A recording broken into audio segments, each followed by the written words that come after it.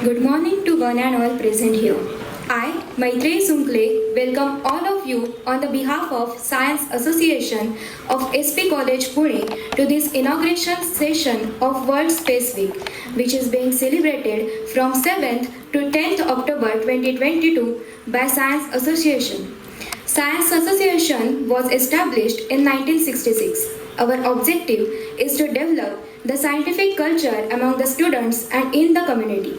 We achieve this goal through organizing different activities. Following the tradition, this year we are celebrating World Space Week by organizing various events like poster presentation, documentary screening, model exhibition, etc. World Space Week is the largest annual space event in the world. The week helps to build up the workforce of tomorrow by inspiring students and educates the public about the space activities. Light is a symbol of brightness and prosperity. Let us hope that the brightness of education overcomes the darkness of ignorance and leads us to growth. I request the dignitaries on the stage to lighten the lamp.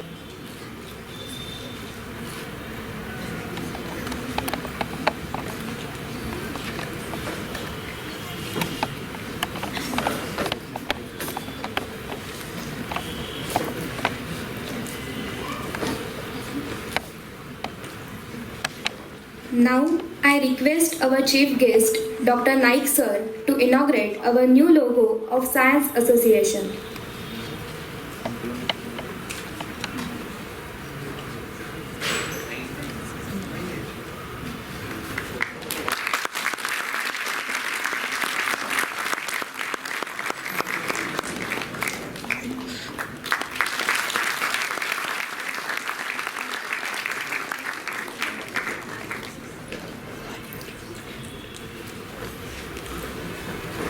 Today, as our chief guest, we have Dr. Suresh Naik sir, who is former Group Director of Indian Space Research Organization, ISRO, and Chairman of International Space Society.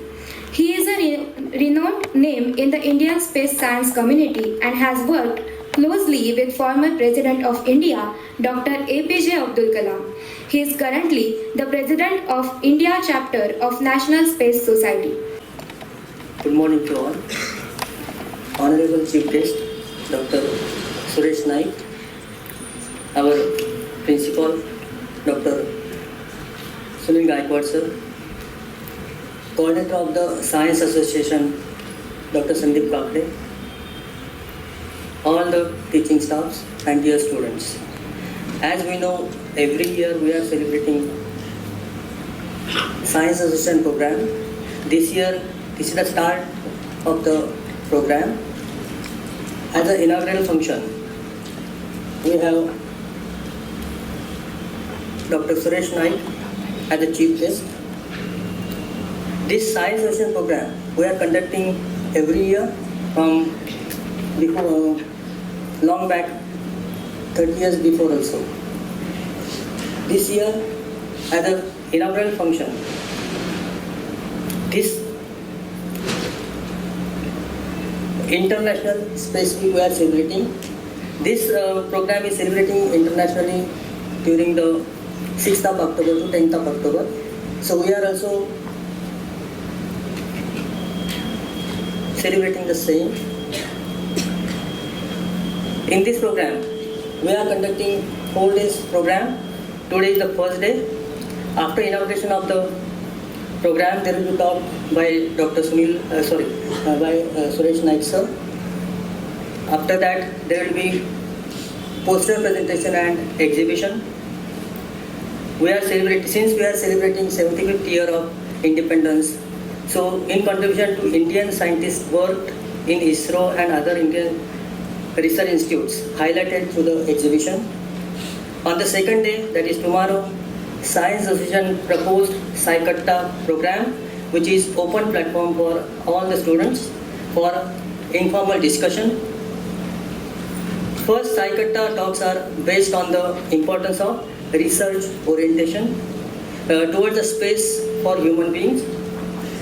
And in the afternoon session, there will be film screening show that includes renowned documentaries related to space research After that, in the third day, on the third day, there will be online talk that will be held through Facebook page of Science Association and YouTube channel. On the fourth and last day, our senior pass-out students will deliver a talk on basics in astronomy and astrophysics. In the afternoon, there will be valedictory function and it will be held with certificate and prize distribution. So I would request all students to learn and enjoy the program. There are different activities organized in those 4 days.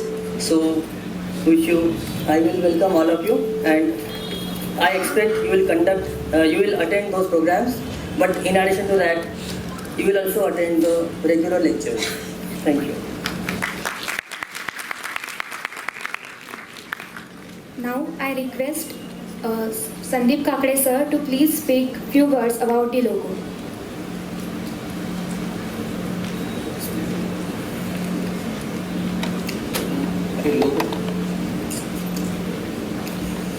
So, first I welcome the today's chief guest for the inaugural function for the celebration of International Space Week organized on behalf of Science Association, Dr. Suresh Naik, former Group Director ISRO and Chairman International Space Society. When we are undergoing through his biodata, we will understand how much power he has and how he has achieved a lot of things in his life to become a successful person, a successful scientist, to grow the Indian science. Particularly we can say space science. So I will speak about the logo. This is a logo which we have designed. Our students actually they have designed this logo. Since our past logo there was only the names, words. So students are asking me that, sir, we need a new logo that can have some meaningful thoughts in it. So we have 9 science departments. So we have included all the figures from every department in this logo. There is a Vasundhara at the bottom. Then the plant growth, a big plant that we can see. All the sine waves, psi functions, pi, then the chemicals, atoms, then DNA, statistical graph which is leading towards the upper side, and there is a data science robot which is now the growing field in a science. And in robot everything is coming including the computer science. So all the subjects we have covered in this design. So I congratulate to all the students, those who have contributed in the designing of these logos. Please have a big clap for them. And as NEP is coming, National Education Policy, and the importance is given to our mother tongue. So we also have added the name of Science Association in Marathi, that is Vignan Mandal, Sir Parashurambhau Mahavidyalaya Pune at the bottom, by considering the all future awareness. So just this is for the logo, and thanks to all of you. Now this is from my side. Thank you.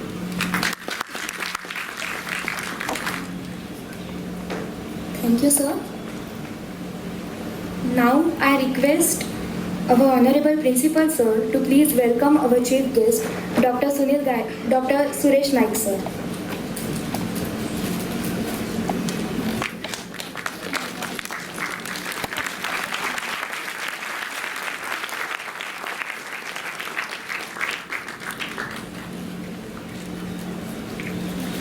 I request our Vice Principal Sir, Professor Dhananjay Divte sir, to welcome our Principal Sir, Dr. Sunil Gaikwad sir.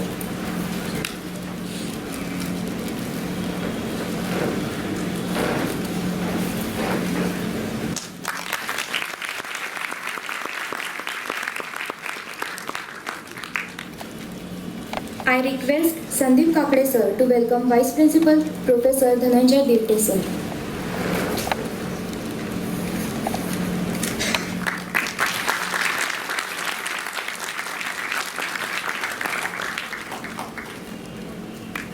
To add to this inauguration program, I would request our Honorable Principal Sir, Dr. Sunil Gaikwad Sir, to address the ceremony.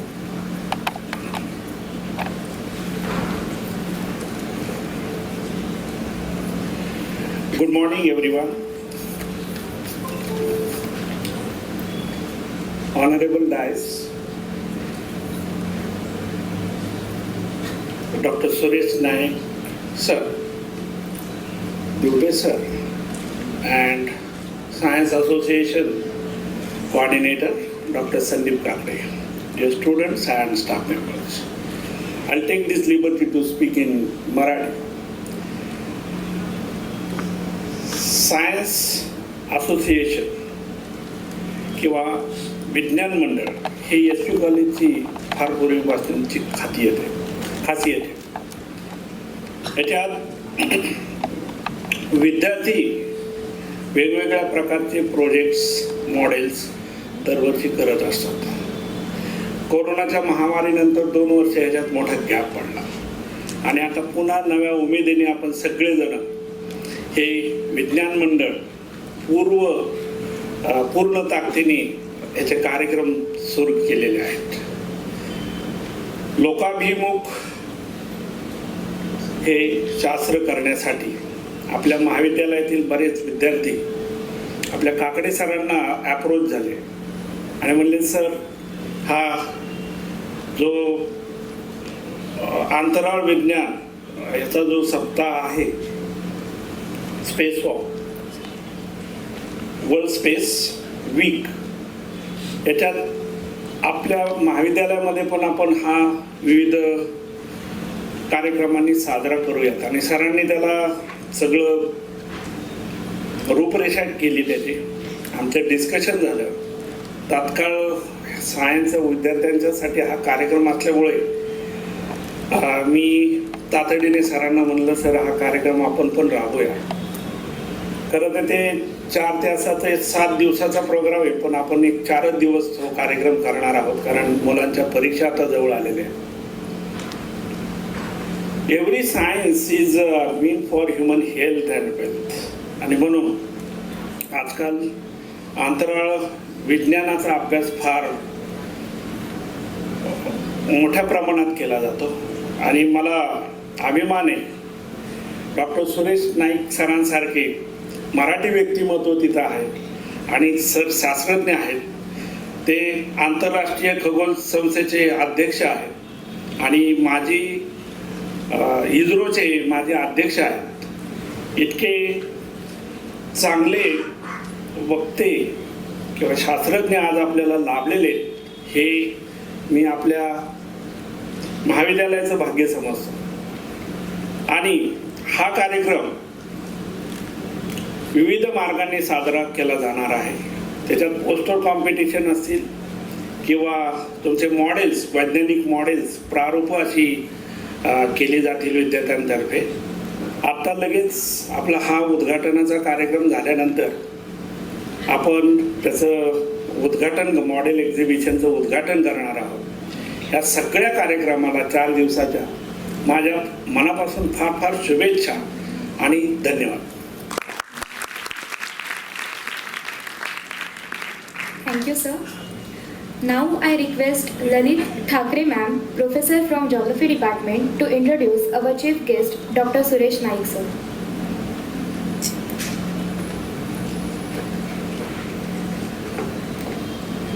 धन्यवाद. जसं सरांनी liberty घेतली मराठीमध्ये बोलण्याची, तशीच मीही आता liberty घेतली आहे की सरांचं इंट्रोडक्शन मी मराठीमध्ये करू इच्छिते. सुप्रभात. माननीय व्यासपीठ व संयोजकांच्या परवानगीने मी आज आपले प्रमुख पाहुणे डॉक्टर सुरेश नाईक सर यांची थोडक्यात ओळख करून देण्यासाठी इथे आले. सुरेश नाईक सर यांनी देशाच्या 15हून अधिक उपग्रह मोहिमात मोलाची कामगिरी बजावलेली आहे. त्यांनी COEP येथून BE टेलिकम्युनिकेशन या विषयात पदवी घेतली. ब्रिटिश एरोस्पेस युनायटेड किंगडम्स येथे प्रशिक्षणासाठी त्यांना युनायटेड नेशन्सकडून विशेष शिष्यवृत्ती मिळाली. त्यांच्याकडून आलेल्या भरगच्च पगाराच्या नोकरीचा प्रस्ताव नाकारून देशासाठी योगदान देण्याचा निर्धार करून ते इस्रोत परतले. कर्तृत्व सिद्ध करणाऱ्या इस्रोच्या शास्त्रज्ञांच्या तुकडीतील ते एक महत्त्वाचे शास्त्रज्ञ होते. त्यांचे सौभाग्य म्हणजे माजी राष्ट्रपती डॉक्टर APJ अब्दुल कलाम यांच्यासोबत काम करण्याची संधी त्यांना मिळाली. म्हणूनच डॉक्टर नाईक यांचे योगदान महत्त्वपूर्ण मानले जाते. यावरच न थांबता निवृत्तीनंतरही सर दुप्पट उत्साहाने कार्यमग्न आहेत. खेडोगावी जाऊन सर आजही रॉकेट सायन्स सारख्या किचकट विषय सोप्या व रंजक भाषेत विद्यार्थ्यांपर्यंत पोहोचवतात.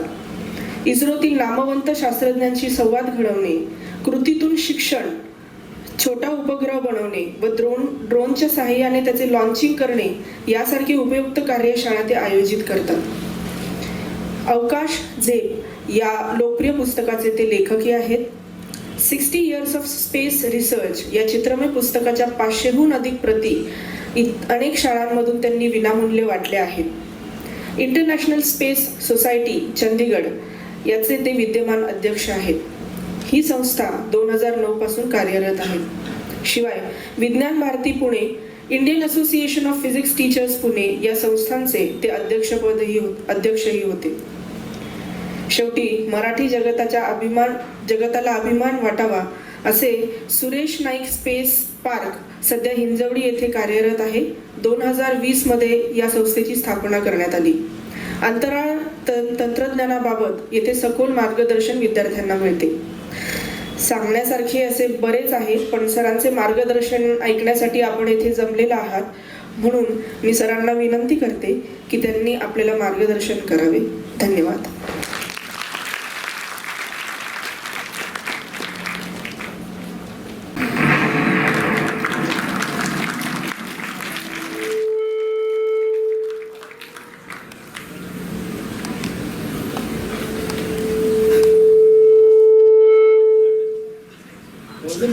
ॲडजस्ट करा बरोबर. ते जास्त झालं. आता स्पीकर कनेक्ट झालेला आहे.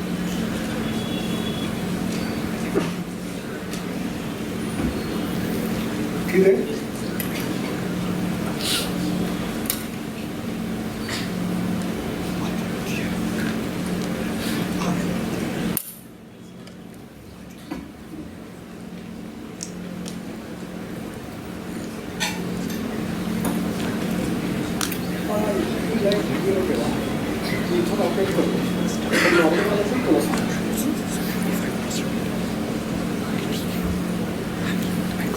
Okay, friends, I am extremely happy today, this morning, to be amongst you, and I thank the organizers for inviting me and giving me this opportunity.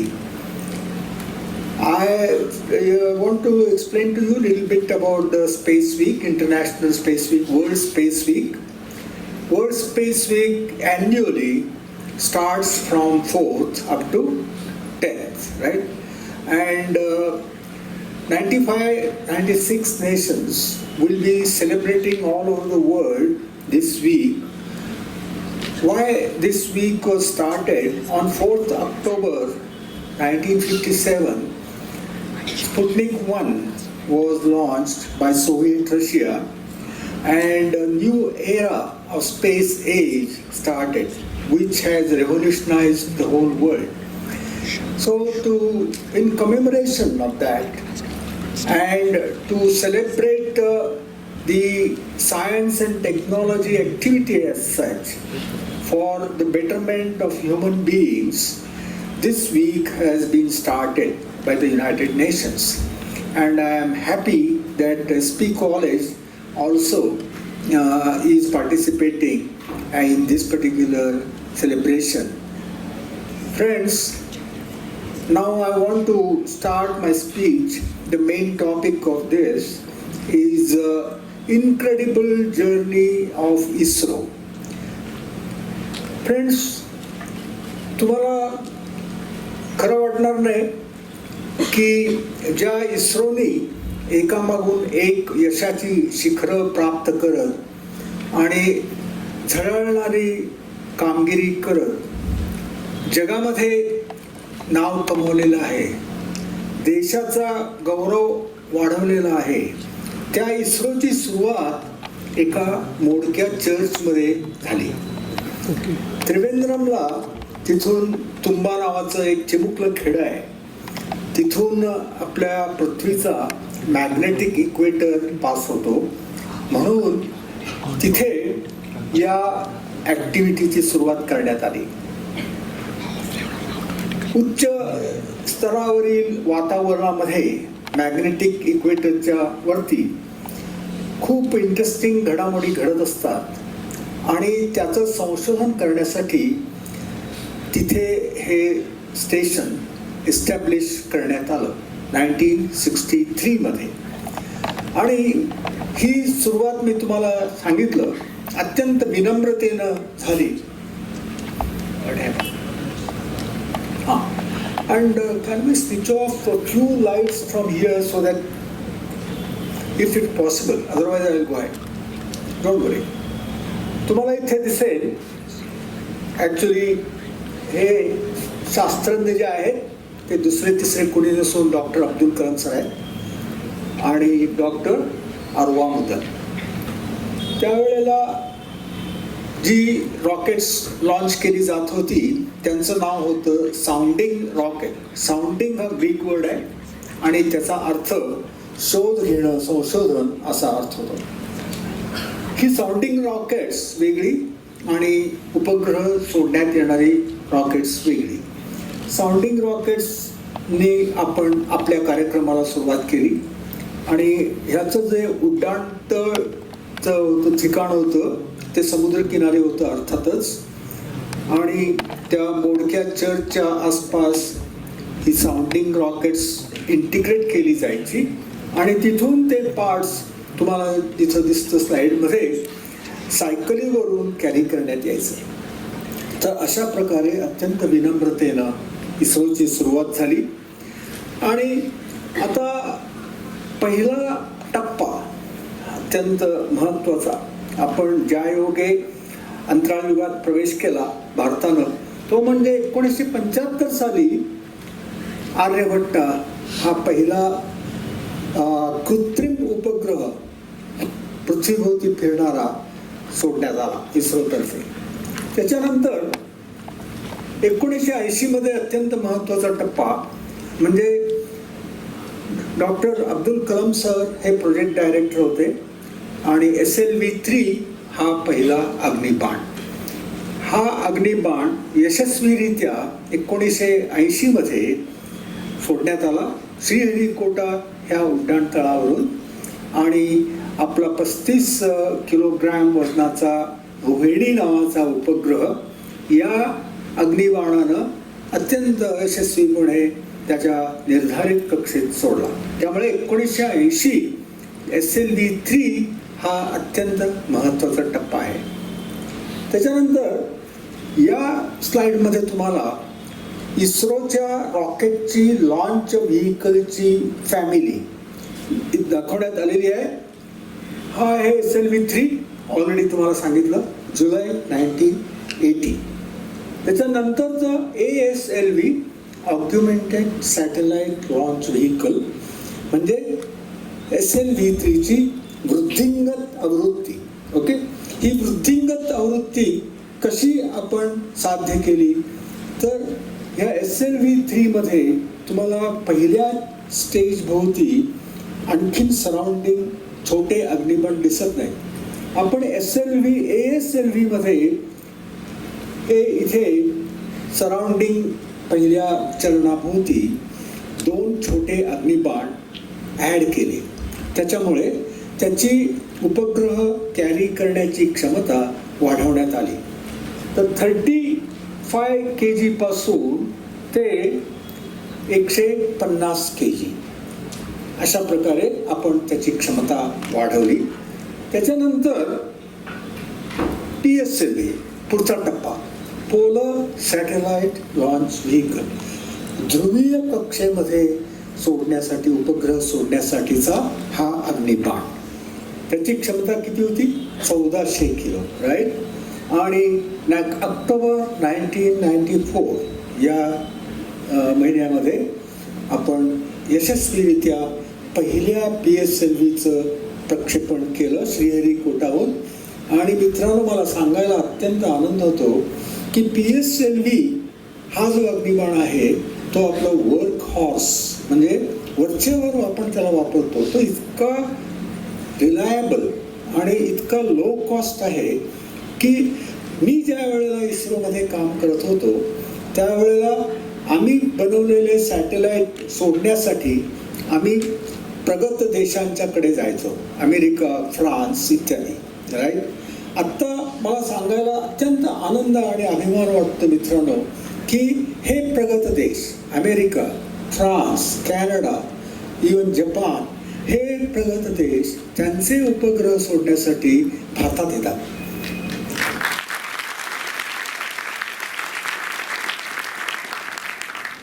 आणि त्याचं कारण म्हणजे त्याची रिलायबिलिटी, हायेस्ट रिलायबिलिटी आणि lowest cost. कारण America वगैरे हे जे देश आहेत ते जिथे कमीत कमी खर्च होईल तिथेच जाणार, राईट. त्यामुळे ते आपल्याकडे येत आहेत. त्याच्यानंतरचा जो टप्पा आहे तो म्हणजे GSLV. हा अत्यंत महत्त्वाचा टप्पा होता, जिओ सिंक्रोनस लॉन्च व्हेकल. त्याचा अर्थ काय? ॲक्च्युली काय होतं की विषुववृत्त जे आहे पृथ्वीचं त्याच्या पातळीमध्ये म्हणजे त्याच्या समान पातळीमध्ये वरती 36,000 किलोमीटर उंचीवरती आपण जर उपग्रह सोडला पृथ्वीभोवती फिरणारा आणि त्याची जी व्हेलॉसिटी आहे ती आपण एवढी ठेवली की तो पृथ्वीभोवती 24 तासामध्ये एक प्रदक्षिणा पूर्ण करतो. पृथ्वी देखील तेवढ्याच वेळामध्ये एक प्रदक्षिणा पूर्ण करते आणि वेस्ट टू ईस्ट पृथ्वी आपल्या भोवती वेस्ट टू ईस्ट या डिरेक्शनमध्ये फिरते. हा उपग्रह देखील फ्रॉम वेस्ट टू ईस्ट या डिरेक्शनमध्ये फिरतो.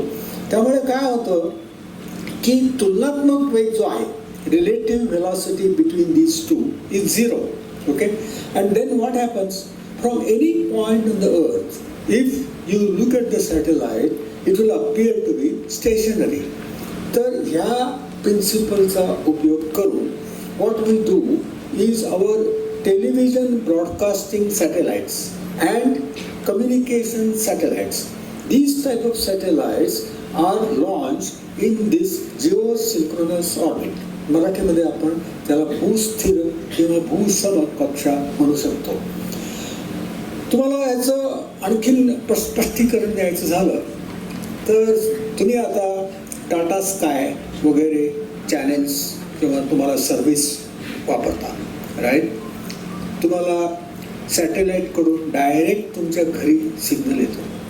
त्याच्यासाठी तुमच्या घरावरती किंवा बाल्कनीमध्ये अँटेना असते. तर ती अँटेना ज्या वेळेला टेक्निशियन येऊन इन्स्टॉल करतो तो काय करतो, सॅटेलाईटकडे बरोबर त्याचं तोंड असेल अशा फिक्स करतो. आणि तुम्हाला माहितीच आहे एकदा त्यानं ते इन्स्टॉलेशन केलं की पुन्हा बघावं लागत नाही शक्यतो, राईट. त्याचं कारण काय की जिओ स्टेशनरी ऑर्बिट. तर हे तुम्ही आता लक्षात ठेवा. त्याच्यानंतरचा महत्त्वाचा टप्पा म्हणजे GSLV Mark 3. हा सध्याचा अत्यंत शक्तिशाली अग्निबाण भारताचा आणि याची जी क्षमता आहे 4,000 किलोग्रॅम, 4 टन्स. ओके. हा सध्याचा जास्तीत जास्त शक्तिमान भारताचा उपलब्ध आहे. 2017 जूनमध्ये याचं यशस्वी प्रक्षेपण करण्यात आलं. आणि तुम्हाला आता हा इनक्रेडिबल जर्नी मी काय म्हणतोय ते लक्षात आलं असेल. 35 किलोपासून 4,000 किलोग्रामपर्यंत आपण क्षमता वाढवलेली आहे. आणि हा अत्यंत मोठा 44 मीटर महाकाय असा अग्निबाण असल्यामुळे आपण त्याला इंडियाज फॅट बॉय म्हणतो. ओके. आता याच्यानंतरचा जो सोडण्यात येणार आहे लवकरच तुम्हाला याच्याबद्दल वाचायला ऐकायला मिळेल TVवर तो म्हणजे SSLV, small satellite launch vehicle. आणि 500 किलोग्रॅम मुद्दाम त्याची क्षमता कमी आहे, मुद्दाम ठेवलेली आहे. कारण या क्षमतेचे उपग्रह आपल्याला जर सोडायचे असतील तर हे बाकीचे जे अग्निबाण आहेत त्यांची तयारी करण्यासाठी तुम्हाला 30 दिवस लागू शकतात. लॉन्च कॅम्पेन म्हणतात त्याला. परंतु हा जो अग्निबाण आहे त्याची तयारी करण्यासाठी तुम्हाला केवळ 30 तास लागतात. ओके. त्याची किंमत देखील 1/3 आहे PSLVच्या त्यामुळे आपल्याला बरेच छोटे उपग्रह सोडण्यासाठी हा अत्यंत उपयोगी असा अग्निबाण ठरू शकतो. आता मी तुम्हाला अग्निबाणाच्या प्रोग्रेसबद्दल सांगितलं. आता आपण उपग्रहांच्या प्रोग्रेसकडे येऊया. इथे तुम्हाला मुख्य आपले जे उपग्रह आणि उपग्रह मालिका आहेत त्याच्याबद्दल मी सांगितलेलं आहे. तर इथे आहे INSAT IRS-1B Indian remote sensing satellite, भारताचा दूर संवेदक उपग्रह. म्हणजे काय की तो पृथ्वीची पर्टिक्युलरली भारताच्या पृष्ठभागाची उंचीवरून साधारण 800 किलोमीटर उंचीवरून निरीक्षण करतो, चित्र पाठवतो आणि त्याचे खूप उपयोग आहे. तर हा 1979 मध्ये सोडण्यात आला. नंतर INSAT-2B कम्युनिकेशन्स, याचे उपयोग मी तुम्हाला लवकरच सांगेन. 36,000 kilometre geostationary earth orbit right. आणि 1979 EUSAT GEO फर्स्ट लॉन्च. आतापर्यंत हे जे उपग्रह होते ते मी आधी तुम्हाला सांगितल्याप्रमाणे आपण परदेशातून लॉन्च केले. पहिल्यांदा स्वदेशी उपग्रह स्वदेशी अग्निबाणाद्वारे सोडण्यात आला. म्हणजे कम्युनिकेशन IRS ऑलरेडी आपण सोडत होतो तो म्हणजे 2004 साली. आणि त्याच्यानंतर हे नॅव्हिगेशन, त्याला नाविक पण म्हणतात, 2013 साली. ॲस्ट्रोसॅट हा पूर्णपणे शास्त्रीय उपग्रह तो सोडण्यात आला 2015 साली. त्याच्यानंतर इथे ॲप्लिकेशन्स थोडक्यामध्ये दाखवले. मी आता सगळ्या ॲप्लिकेशन्समध्ये जात नाही. डझनावारी हे ॲप्लिकेशन्स अनेक वर्षापासून हे उपयोगात आणले जात आहेत. गव्हर्नमेंट ऑफ इंडियाची 70 वेगवेगळी डिपार्टमेंट्स ह्यांचा उपयोग करून घेत आहे. याच्यावरून तुम्हाला कल्पना येईल की किती प्रचंड भूमिका आपले उपग्रह इथे खेळत आहेत आपल्या देशाच्या उन्नतीमध्ये आणि प्रगतीमध्ये. तर इथे तुम्हाला अर्थ ऑब्झर्वेशन म्हणजे रिमोट सेन्सिंग एवढे सगळे असे ॲप्लिकेशन्स आहेत. कम्युनिकेशन इथे परत तुम्हाला टेलिएज्युकेशन, टेलिमेडिसिन, नंतर telecommunication, navigation, direct to home अनेक उपयोग इथे आहेत. त्याच्यानंतर नॅव्हिगेशन इथे परत तुम्हाला वाचायला मिळतील. इथे डिफेन्ससाठी तरी प्रचंड उपयोग आहेत. आणि मित्रांनो, हा भारताचा GPS आहे. लवकरच तुम्हाला तुमच्या मोबाईलवरती GPS बरोबरच तुम्हाला नाविक देखील मिळेल. नंतर रिसर्च आणि संशोधन याच्यामध्ये चंद्रयान 1 आणि 2 त्याच्याबद्दल आपण पाहणार आहोत. चंद्रयान 1 बद्दल ॲस्ट्रोसॅट, मंगलयान किंवा माव किंवा आणि आदित्य-1 म्हणजे सूर्याचा अभ्यास करणारा उपग्रह. त्याच्यानंतर आपण येऊया Chandrayaan one reaching for the moon. हे अत्यंत मोठं प्रचंड पाऊल हे 2008 साली भारतानं उचललं. आपण तोपर्यंत जी मुख्य जबाबदारी होती इस्रोची की लोककल्याणासाठी उपग्रह तंत्रज्ञानाचा विकास झाला पाहिजे. विक्रम साराभाईंचं ते स्वप्न होतं, तर ते साकार केलं. आणि हे IRS आणि INSAT-2 ह्या 2 उपग्रह मालिकांच्या द्वारे आपण ते प्रत्यक्षात आणलं. आणि ह्याच्याबद्दलचे जे उपग्रह आहेत ते सोडून त्याचं सातत्य, कंटिन्युटी आपण टिकवतोय. आणि आता आपलं लक्ष चंद्राकडे वळलं, चंद्र आणि मंगळाकडे.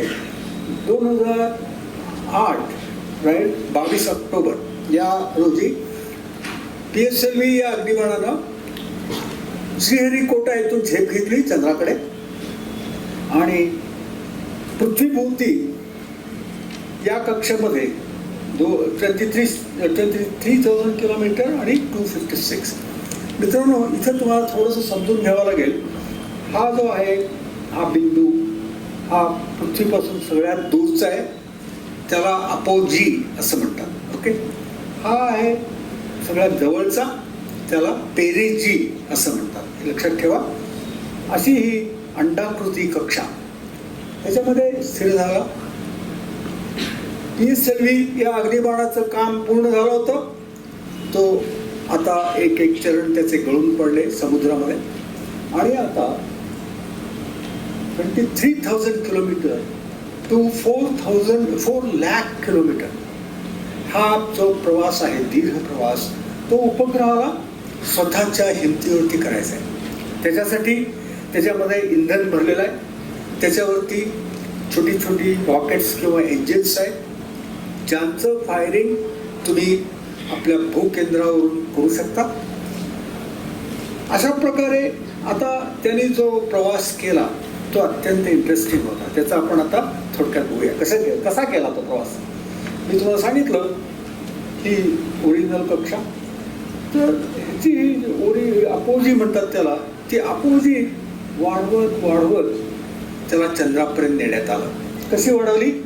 हा जो इथे चंद्रयान 1 उपग्रह आहे पेरिजीमध्ये, तो पेरिजीमध्ये असताना त्याच्यावरच्या इंजिनाचं जर फायरिंग केलं तर अपोजीचं वाढीकरण होतं. ओके, तर ते अशा प्रकारे केलं.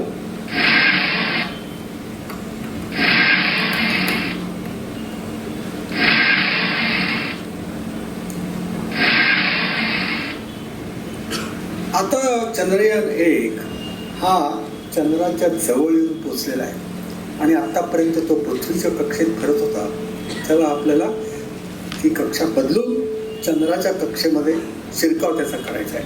मित्रांनो, ही अत्यंत क्रिटिकल अशी तांत्रिक करामत होती आणि 2001 मध्ये 70 उपग्रह सोडण्यात आले होते वेगवेगळ्या देशात चंद्रावर, आणि त्याच्यापैकी 30% उपग्रह या ठिकाणी अयशस्वी झाले. परंतु मला सांगायला आनंद होतो की भारतानं पहिल्याच प्रयत्नामध्ये यश कमावलं.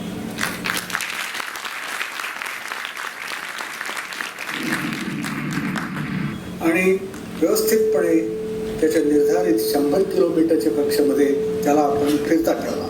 त्याच्यानंतर एक अत्यंत क्रिटिकल आणि महत्त्वाची क्रिया करायची होती.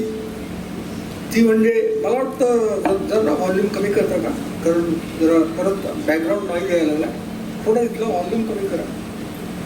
बरं, इथे तांबड्या रंगात जो दाखवलेला आहे ना, तो मेन चंद्रयान 1 आहे, राईट. आणि हिरव्या रंगात दाखवलंय ना, तो प्रोब आहे, प्रोब.